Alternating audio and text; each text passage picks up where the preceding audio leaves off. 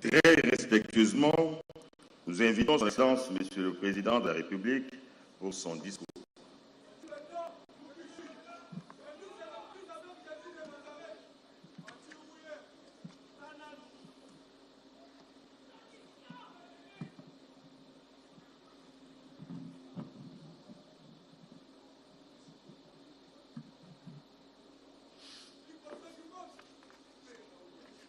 Honorable Président de l'Assemblée nationale, Honorable Président du Sénat, Honorable Président de l'Union des parlementaires africains,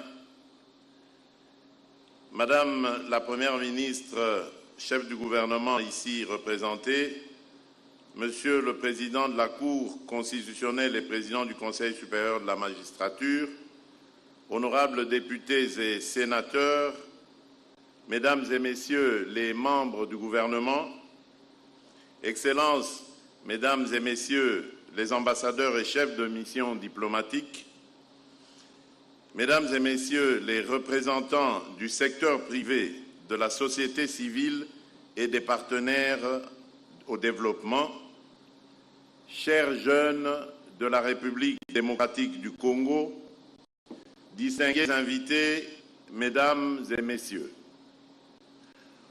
au moment de prendre la parole pour clôturer cette table ronde nationale sur l'emploi et l'entrepreneuriat des jeunes, et après les échanges riches et directs que j'ai eus hier avec nombre d'entre vous lors de ma visite pendant vos travaux, je ressens à la fois la fierté et de la responsabilité, ainsi qu'une grande espérance.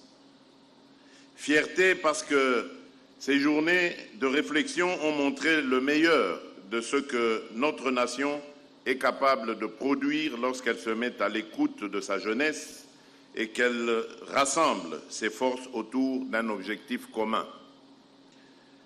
Responsabilité parce que les attentes exprimées ici par nos jeunes sont immenses et légitimes.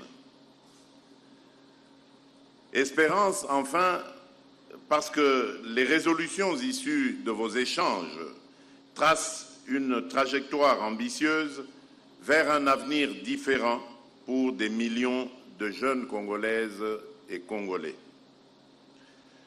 Lorsque nous avions ouvert cette table ronde, j'ai souhaité que ce rendez-vous soit un moment de vérité et non un simple rituel protocolaire. Les témoignages, les débats parfois vifs, les analyses et les recommandations qui en ont émergé ont pleinement répondu à cette exigence. Ils montrent clairement que l'emploi et l'entrepreneuriat des jeunes ne peuvent plus être envisagés comme de simples politiques sectorielles, mais comme un véritable pacte national scellé entre l'État, les institutions publiques, les collectivités, le secteur privé, la société civile et la jeunesse elle-même. L'objectif que nous nous étions assignés à cette table ronde était de définir des stratégies nationales unifiées et d'arrêter des mesures concrètes en faveur de l'emploi et de l'entrepreneuriat des jeunes, conformément à la vision que je porte pour notre pays, la République démocratique du Congo. Je me réjouis qu'au terme de vos travaux, nous disposons désormais d'un pacte national pour l'emploi et l'entrepreneuriat des jeunes. Ce pacte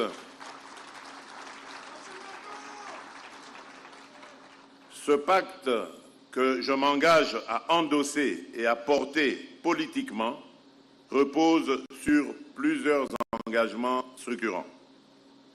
L'engagement de l'État à inscrire durablement la question de l'emploi et de l'entrepreneuriat des jeunes au cœur des politiques publiques, des réformes et des budgets, et à renforcer la coordination entre les institutions concernées et les niveaux de gouvernance. l'engagement du secteur privé à ouvrir davantage ses portes aux jeunes, à soutenir les initiatives entrepreneuriales, à participer à la formation et au mentorat. L'engagement des partenaires techniques et financiers à aligner leurs interventions sur les priorités nationales identifiées au cours de cette table ronde dans une logique de complémentarité et de durabilité. L'engagement de la jeunesse, enfin, la jeunesse elle-même, à être non seulement bénéficiaire, mais actrice, force de proposition et de suivi, gardienne exigeante de la mise en œuvre de ce pacte. Concrètement, ce pacte national ne se limite pas qu'à des principes. Il comporte des résolutions précises auxquelles j'accorde une attention particulière. Je pense notamment à la mise en place de quotas obligatoires pour les stages et le premier emploi dans les entreprises publiques et privées, afin d'ouvrir massivement les portes du monde professionnel à nos jeunes. Je pense également à la réforme de l'Inspection générale du travail pour lui permettre d'exercer pleinement la police administrative du marché du travail, protéger les travailleurs et garantir la dignité dans l'emploi.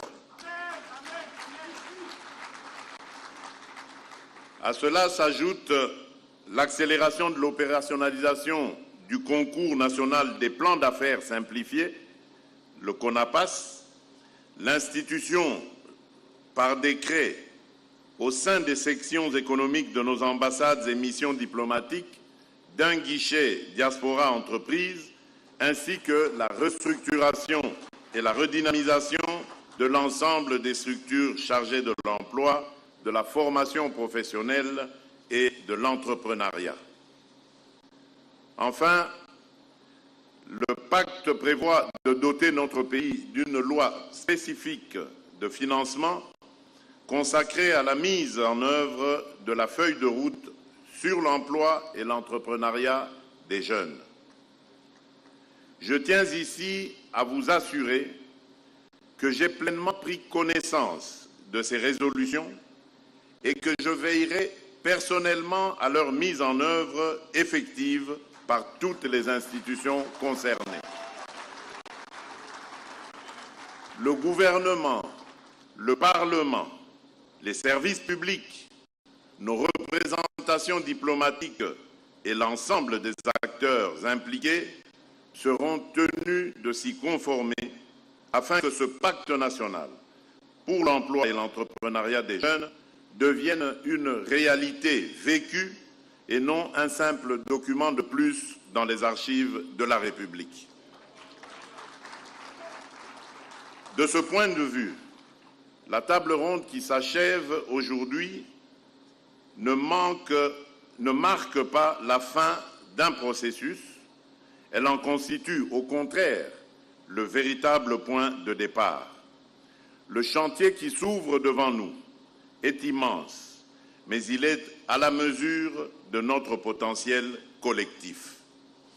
Nous avons désormais une feuille de route plus lisible, des engagements partagés et surtout une jeunesse qui a démontré qu'elle était prête à prendre toute sa place. Il nous revient à tous de faire en sorte que les paroles prononcées ici, les documents adoptés et les résolutions arrêtées se traduisent dans les mois et les années à venir en emplois créés, en entreprises lancées, en destins individuels transformés. La jeunesse ne nous pardonnera pas si cette table ronde devait se réduire à un simple exercice de communication. Elle attend des actes, elle attend des preuves. Les actions qui en découleront devront être à la hauteur de la mobilisation que nous avons constatée.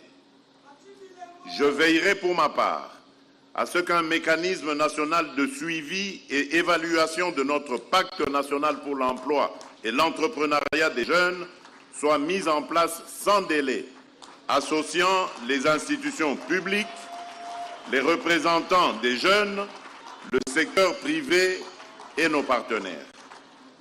Ce mécanisme devra produire à intervalles réguliers des rapports publics afin que la jeunesse congolaise puisse apprécier en toute transparence les progrès accomplis et les efforts qu'il nous reste à consentir.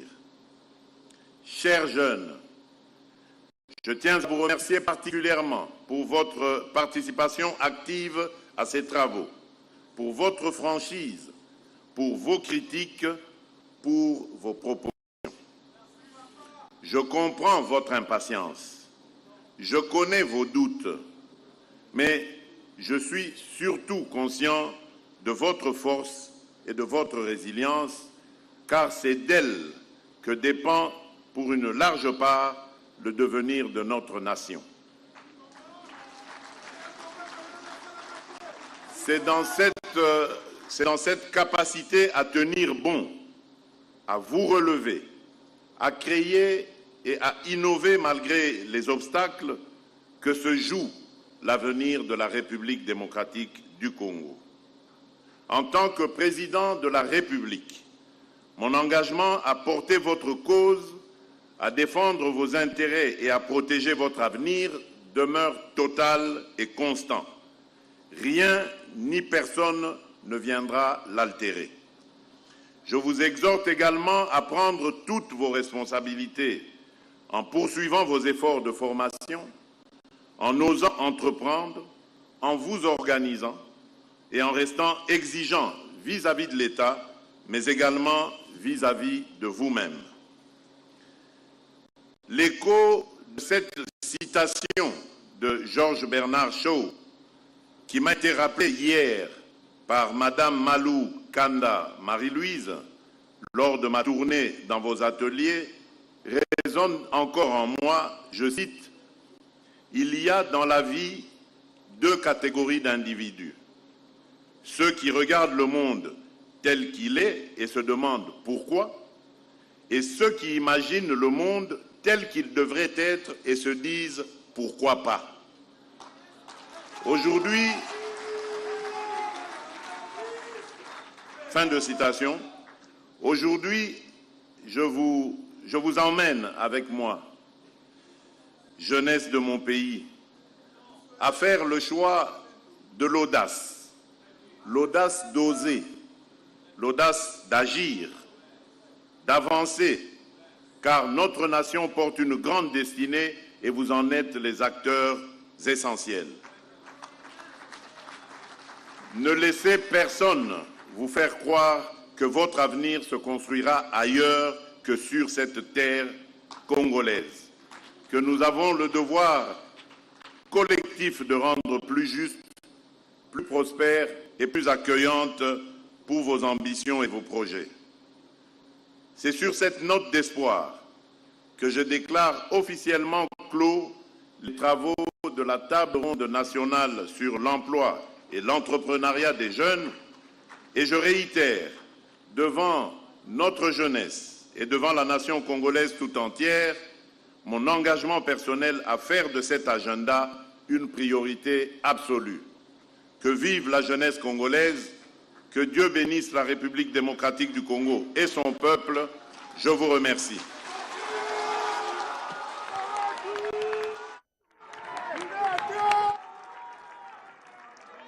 Mesdames et messieurs,